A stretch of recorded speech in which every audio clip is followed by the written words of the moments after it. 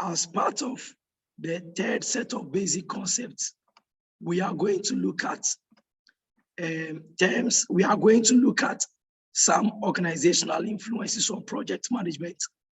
We would also go further to look at factors that affect or impact project delivery.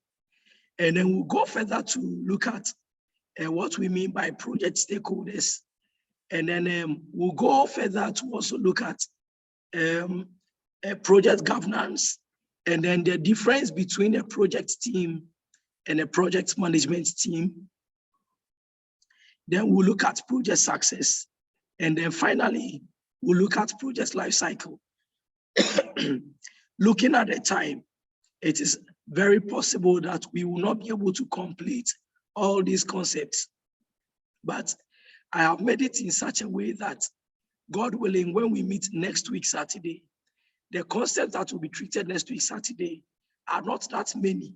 So at least even if we are not able to complete the basic definitions, we will still be able to do that next week, Saturday, using the first few minutes. But let's do what we can do. And then when the time is due, we can call it a day and meet, God willing, next week, Saturday. I strongly believe that next week, Saturday, my voice will not be like this. You are going to enjoy my voice a lot more. The voice is a bit horrible today.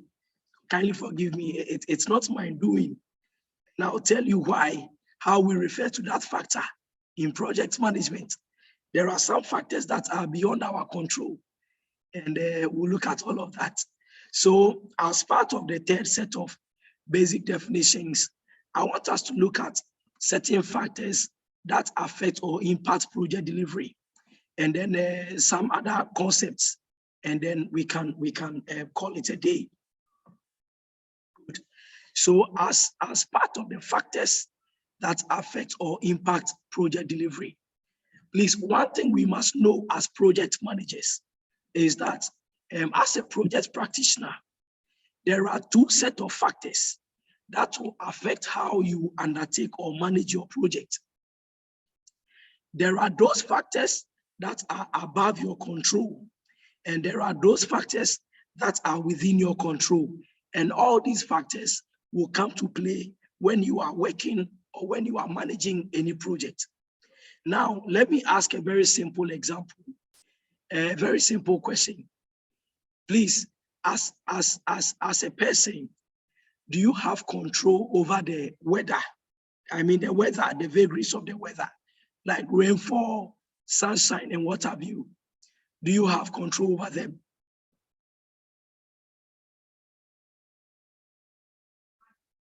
Hello? Please, do you have control over the weather? No, we don't. Very good. You don't have control over them. As a person, do you have control over a factor like an economic factor like inflation in the country? Please. Again, you don't have control over it. As a person, you don't have control over the prices of goods and services, the goods and services that you will need, okay, for your project. You don't have control over their prices on the market. So in project management, these factors that are beyond or above our control, but can affect how we manage our project, we call them enterprise environmental factors. So when you hear enterprise environmental factors, please bear in mind that they refer to the factors that are above or that are beyond the control of the project manager and his team. And the idea is that these factors can easily change the course of a project or constrain the project or even direct the course of the project. So please bear in mind that factors such as inflation, exchange rate, even the attitudes of your team members, okay, the available skill sets on the labor market, the prices of goods and services, natural phenomena like rainfall, earthquakes, and what have you. These are things that can affect your project in one way or the other. But the idea is that we do not have control over them. And for that matter, in professional project management, these factors collectively are known as what? Enterprise environmental factors. So when we say enterprise environmental factors, kindly bear in mind that these are factors that are beyond the control of the project manager and his team, but they can easily change the course of a project. And for that matter, as a project practitioner, anytime that you are managing any project, you must constantly avert your mind to some of these factors that are beyond your control and the fact that they can affect your project. So you must always put in place mechanisms so that they don't have too much adverse effect on your project. Let me take an example. When we take the prices of goods and services that you will need for your project, we all know very well that at a point you may have to go onto the market to buy certain resources, to procure certain resources for your project. But when you go there, you don't determine or you don't dictate the price at which they should sell those things to you. The best you can do is to negotiate. But if the seller or the vendor says that I am selling this resource for X amount of money, there is nothing you can do about it but to buy the resource at that price. Bear in mind that it can go a long way to affect the overall cost of the project. And so as a project manager, when you are initiating your project, when you are planning your project, ask yourself, are there any factors that are likely to affect my project and are beyond my control? If that is the case, let me quickly think about them, evaluate them, discuss it with my project team for us to see how we can get our way around those factors. So those factors that are above the control or that are beyond the control of the project manager and his team are known as what? Enterprise environmental factors. And as we go deeper into our training for the next 2 months, we'll be making references to enterprise environmental factors a lot, because you'd realize that everything that you do in project management, there are things that can affect your project but are beyond your control. How do you go about them? We'll try to see the best way to go about some of these factors. Good. The second set of factors that may affect how we undertake our project are known as organizational process assets. Organizational process assets. Now, let me give you an example. Most of you have experience in managing and working on projects simply because over the past or in the past few years, you have been managing projects and so on and so forth.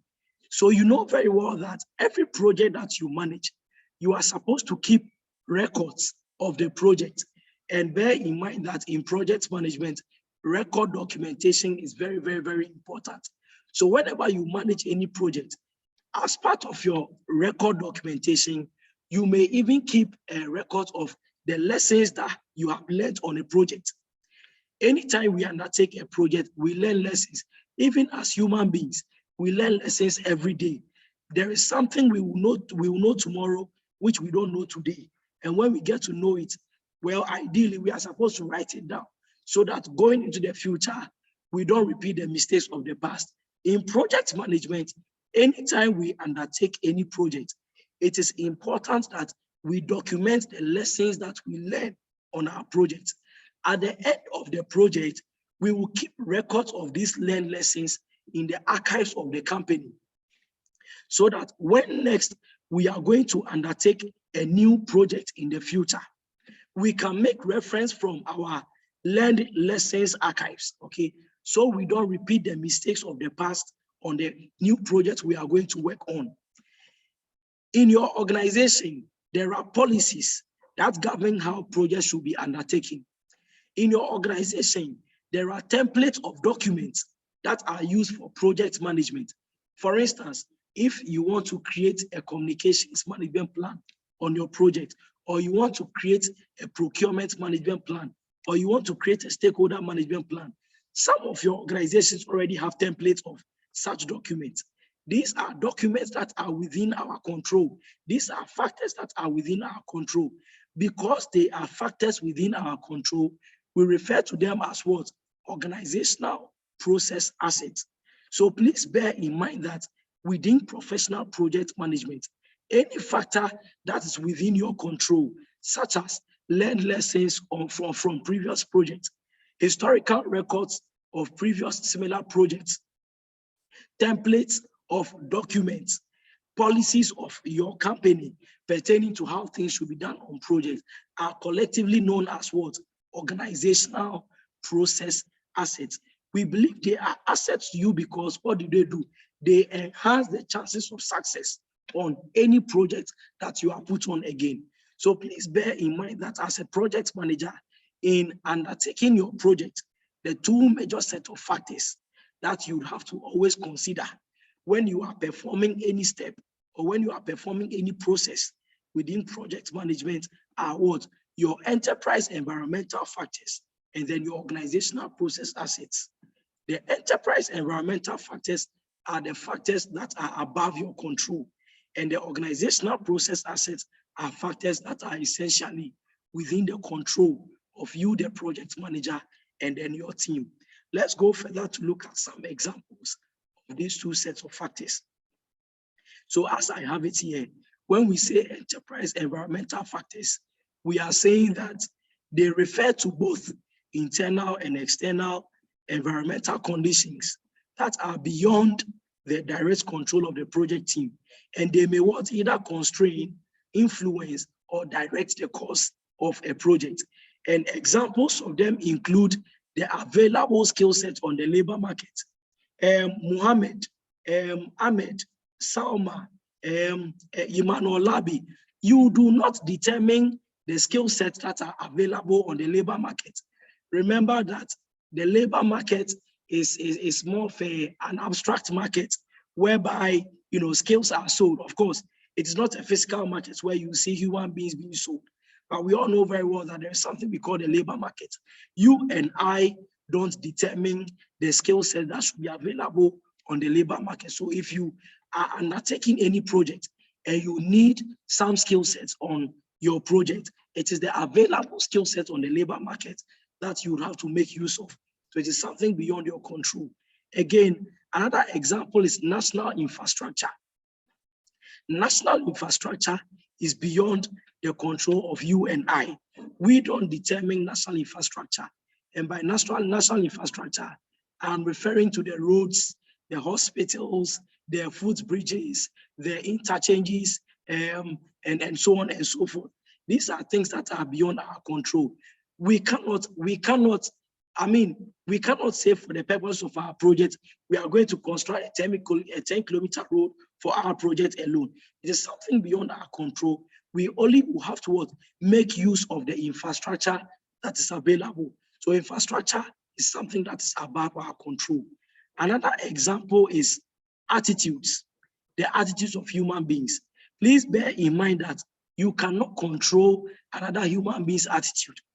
What you can put in place are sometimes punitive measures, okay?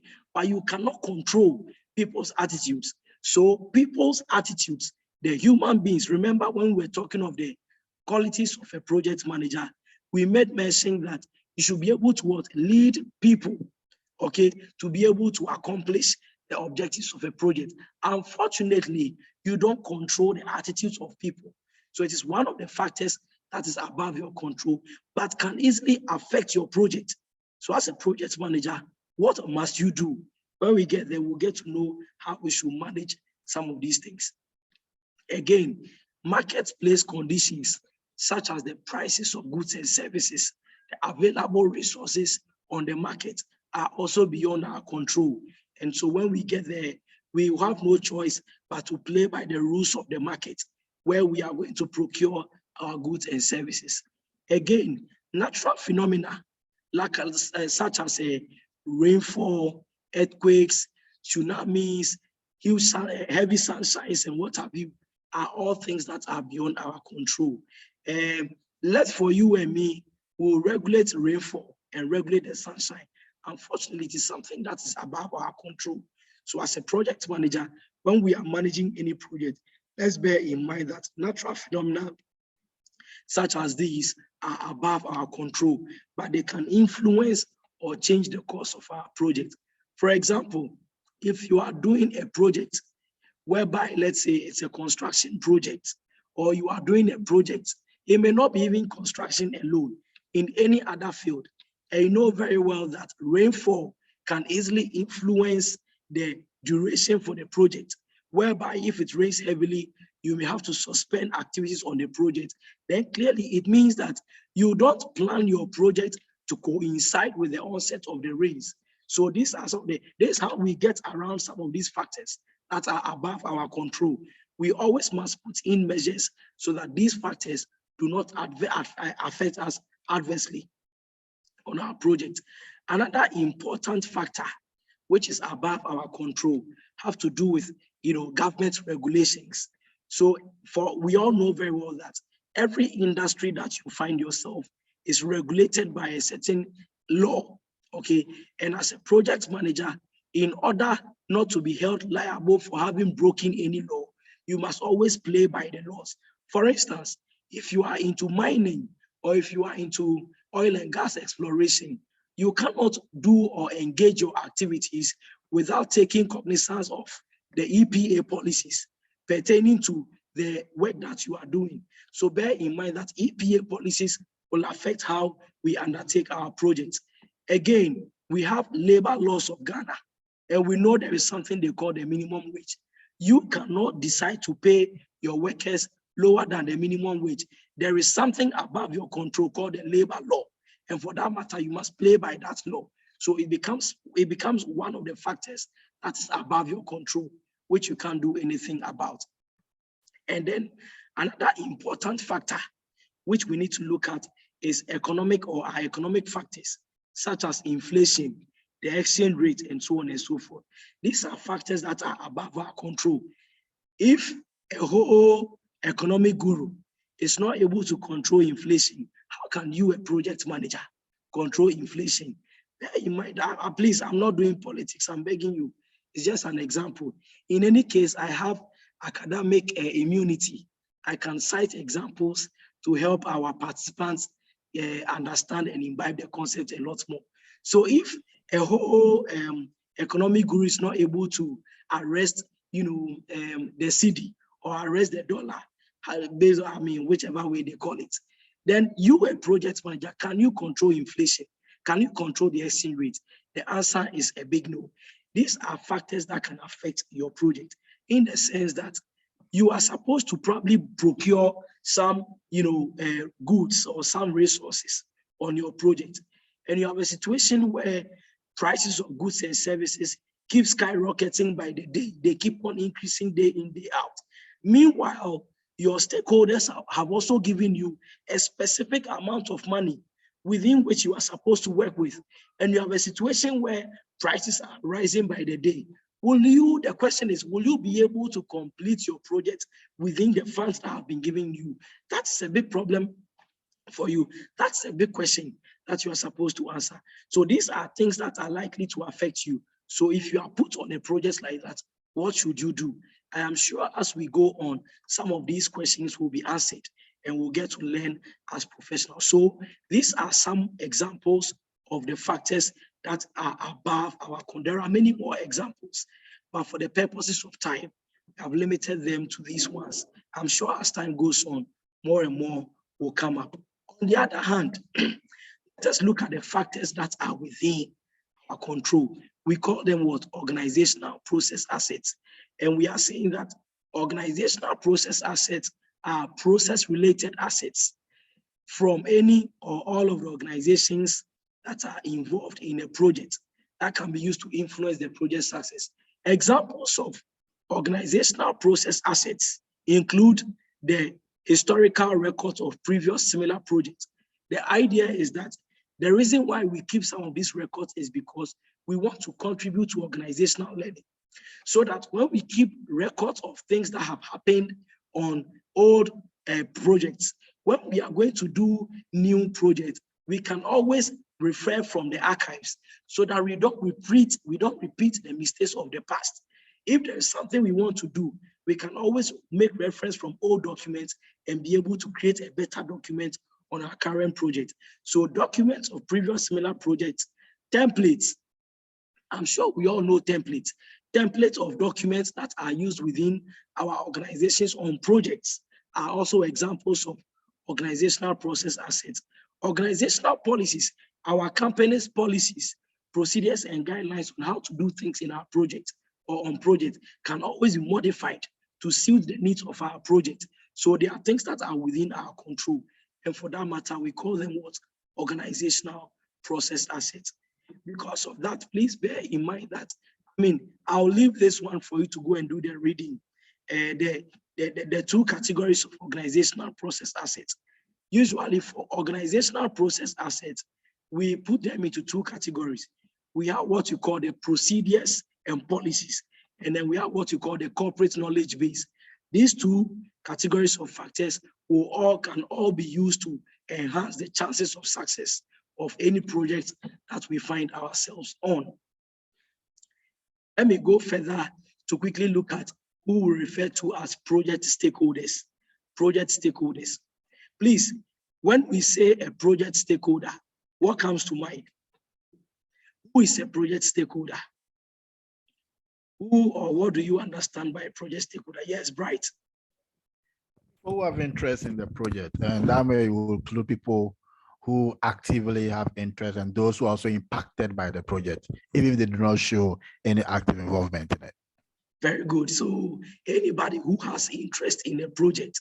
Okay, who want to add something to what Bright has said, please? Okay, so when we say a stakeholder, we all know very well that a stakeholder may be not just a person. A stakeholder may be an individual. A stakeholder may be a group, or stakeholders may be a group of people. Stakeholders may also be even an organization, an entity, a company, an artificial human being. Bear in mind, in law, when we say an artificial human being, we are looking at a company.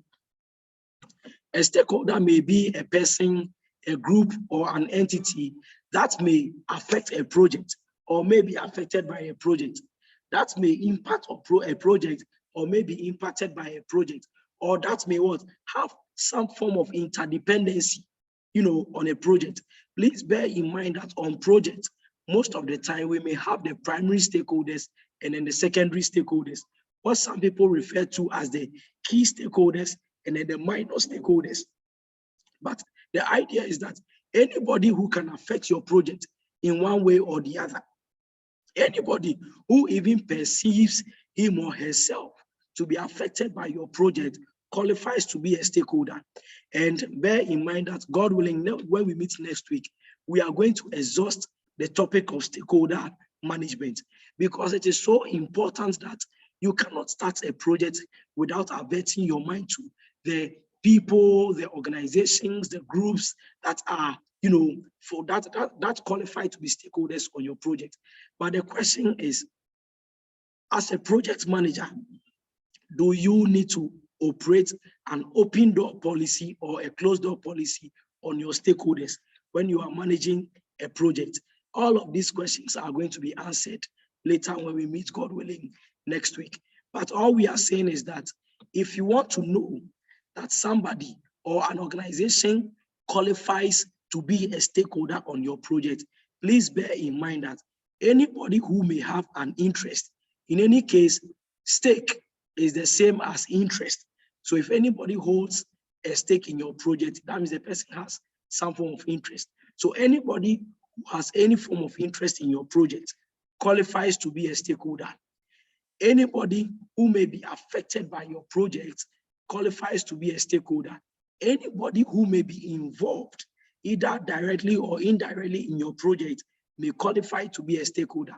Anybody who can have an influence on your project obviously qualifies to be a stakeholder. Anybody who even thinks that your project is affecting his life, your project is affecting how he does things at home and so on and so forth, qualifies to be a stakeholder. And for that matter, as a project manager, one of the key things you must do in project management is to identify all these stakeholders, write their names on paper, and begin to engage with those that you ought to engage with.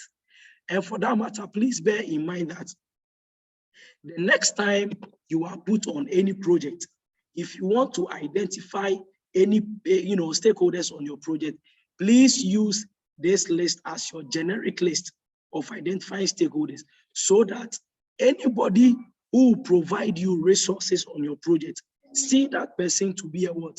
A stakeholder on your project. Again, anybody who will make a decision that may affect your project, also, you need to consider that person to be a stakeholder. Anybody who can provide you expert advice or opinion should qualify to be a stakeholder on your project. Anybody who can give you any form of information that will inure to the benefit of your project should qualify to be a stakeholder. Anybody who may manage an activity or a task on your project, and for that matter, please bear in mind that the human beings, the people, the team members that you are working with on your project are also stakeholders. I don't think I need to talk about beneficiaries because we all know very well that anybody who would benefit from our project directly or indirectly should be considered a stakeholder. Keen observers, anybody who is keenly observing your project from afar, okay, should sometimes be considered a stakeholder. This one we'll discuss, God willing, when we meet next week, when we are doing what you call stakeholder classification and analysis. And then please bear in mind that anybody who would regulate, who serves as a regulator or the governor of the industry in which your project is taking place qualifies to be a stakeholder. Anybody who may evaluate or monitor the work you are doing to find out whether you are meeting standards, whether you are meeting metrics that were established earlier on, qualifies to be a stakeholder. Anybody who may promote your project in one way or the other, okay, qualifies to be a stakeholder. And anybody who may serve as a liaison between your project and other stakeholders or other entity also qualifies to be a stakeholder.